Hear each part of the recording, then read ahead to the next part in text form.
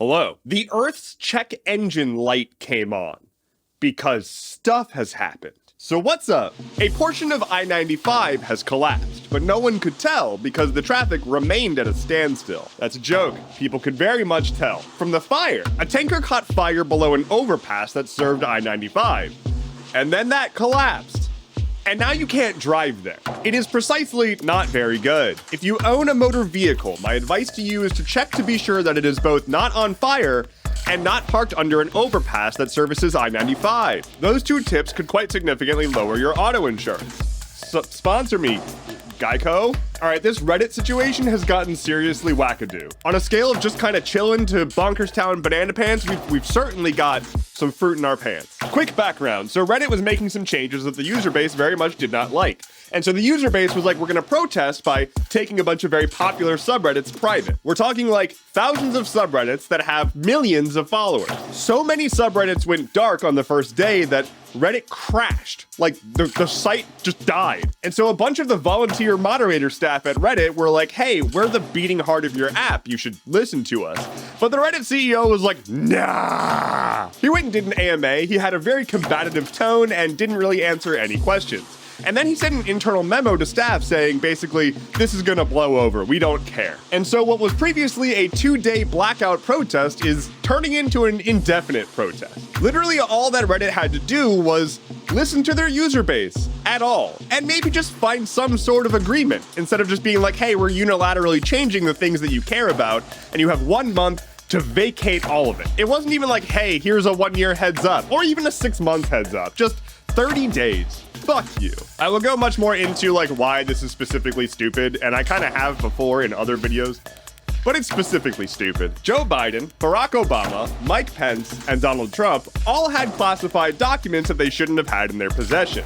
Barack Obama, Joe Biden, and Mike Pence turned those documents over when that was found. On the other hand, Trump, according to his indictment, made the conscientious decision to hide half of the documents that he had when investigators came to collect them. He then lied to the investigators about the existence of the documents that he was hiding away, and they were like, okay, well, we're gonna go through the documents that you do have. They went through the documents, they found classified stuff, and he was like, is it bad? Is it bad? Like, that's a quote. The investigators went back to their investigator home and they were like, we did a search, but stuff is still missing. And so they got a warrant and they raided Mar-a-Lago and found the documents that he actively hid. At the same time, Trump is on tape being aware that he was taped, saying that he shouldn't have the documents that he has and saying he doesn't have the power to declassify it anymore.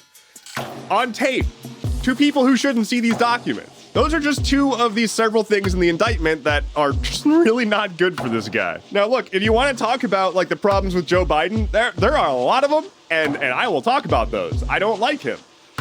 But this is not good. This dude was waving around top secret documents with military intelligence to show off. He showed military intelligence to Kid Rock, and even Kid Rock had the wherewithal to say, I don't think I should be seeing this. So after all of this, Trump then went on and did a speech in which he further admitted just the crimes. Like, he thought that he was covering his ass, but all he was doing was admitting to the crimes. And his lawyers are quitting. Like, multiple of his lawyers are quitting, and he hasn't been able to find replacements because this case is a slam dunk. I've seen the take that he's gonna die in federal prison, and like, cool, but I think he's probably gonna die before he even gets to prison. Like, I don't see this happening fast enough for him to actually have a prison jumpsuit on. Anyway, it's weird how the guy who loudly bragged about doing criminal stuff his entire life did criminal stuff. Notably, this has had virtually no impact on the Republican primary. He still has a double-digit lead according to polling. The FTC has stepped in to stop Microsoft from purchasing Activision Blizzard. This has been going on for a while. Microsoft has wanted to purchase Activision Blizzard, and various regulatory agencies in countries were like, yes, and or no. The UK kind of went back and forth on it a bit. The EU kind of went back and forth on it a bit. And now the FTC is like, yeah, this seems pretty anti-competitive. Microsoft is taking a very nonchalant approach to this speed bump. They're like, no, this is great. The more legal process, the better. We want to make sure that this is very clear and transparent. This is contrasting when their lawyers were previously like, Call of Duty? Never heard of it. They were like playing dumb about the popularity of Call of Duty. And they were like, we don't even know when it was originally released. Crack legal team. And or lying. On this day in the year 1954, Congress amended the Pledge of Allegiance to add the phrase, under God. Originally, the line was just one nation, indivisible. But instead they changed it to one nation under God, indivisible. I guess they just wanted God to get in the way. This move was essentially done as a pushback against communism because they just lumped together all the boogeymen. Communism, Marxism, atheism, like, they like to do that. There was a strong philosophical connection there, and they were like, nah, we're ordained. Capitalism is the righteous way. Nestle owns rivers because God says so. Lightning round. Pat Sajak has announced that he'll be finally retiring from Wheel of Fortune after this next season. We got a ton of new information about Starfield, Bethesda's new upcoming RPG, and Microsoft says that it's going to be the most bug-free Bethesda release. I don't believe that. An LA City Council member has been charged with 10 criminal counts, including embezzlement. That was the weather. Fox News has sent Tucker Carlson a cease and desist as he is trying to launch his new show on Twitter. A woman in Ecuador was pronounced dead, but during her wake, she started to knock on the inside of her coffin.